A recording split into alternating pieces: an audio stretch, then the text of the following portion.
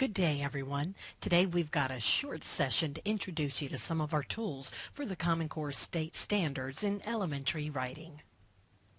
To begin, let's review the overall structure of the Common Core State Standards for English Language Arts. And as you know, this includes our college and career readiness standards. And for English Language Arts, we have those in reading, writing, speaking, and language. Each of these includes anchors as well as grade-specific standards.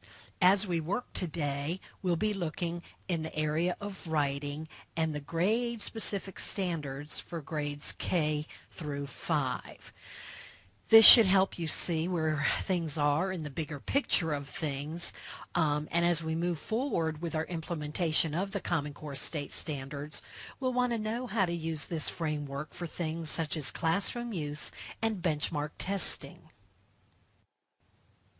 This tool provides an overview of shift number 5, writing from sources.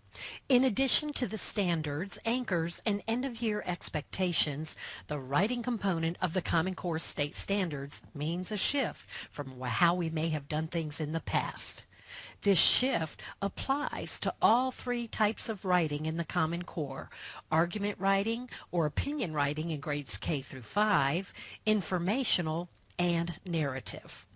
The top part of this tool, as you can see right here, provides an overview of what the shift means. You'll want to read that because it will give you additional information to help understand the shift.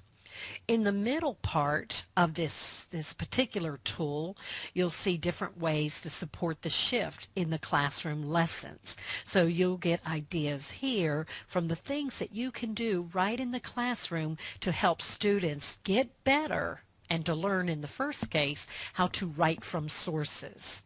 And then at the bottom of this tool, the bottom section provides examples of professional development that supports the shift. Because our state has chosen to work with the Smarter Balanced assessments, we also have tools that clarify the assessment claims. You know, there's a link between the SBAC claims and the Common Core State Standards. Claims number 1 and 2, as you can see right here on the page, refer to students learning to write narratives. Claims number 3 and 4 refer to students and their writing of informational pieces. And then claims number 6 and 7 have to do with opinion writing. It is very, very clear that there is a strong connection between the Common Core State Standards and the writing of narrative, informational, and opinion types of texts to the SBAC claims. In other words, at some point in SBAC, students will be asked to produce an effective and well-grounded writing for a range of purposes and audiences. Here's our organizer for the three types of writing our students are expected to master: narrative, informational, and opinion. Narrative writing is the type of writing that tells a story.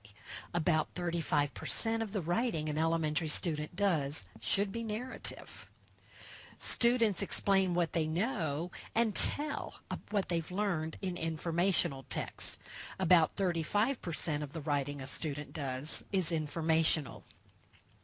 And in opinion writing, students will tell what they think and support their idea and their thinking with details. About 30% of the writing a student does should be opinion writing. Narrative writing in our district has the symbol, "Here's my story," because a narrative tells a story. And again, you can see that narrative writing is about 35% of the kinds of writing students will do. The logo, "Here's What I Learned," for informational text reminds students that they're writing about what they are studying and explaining what they know. And again, just a reminder that about 35% of the writing our students do should be informational. Opinion writing, or here's what I think, sets the foundation for how students will learn to think when they make arguments in grade 6. About 30% of the writing our students do should be opinion writing. Each type of writing has grade-specific standards, all placed on individual sheets to make standards easy to use. So narrative writing is all on one sheet, informational writing is on another, and opinion writing is on yet another. This lets you quickly see expectations for students in grades K to 5, again, all on one sheet. The grade-specific standards for writing are ready for you to download as part of the flipped lesson.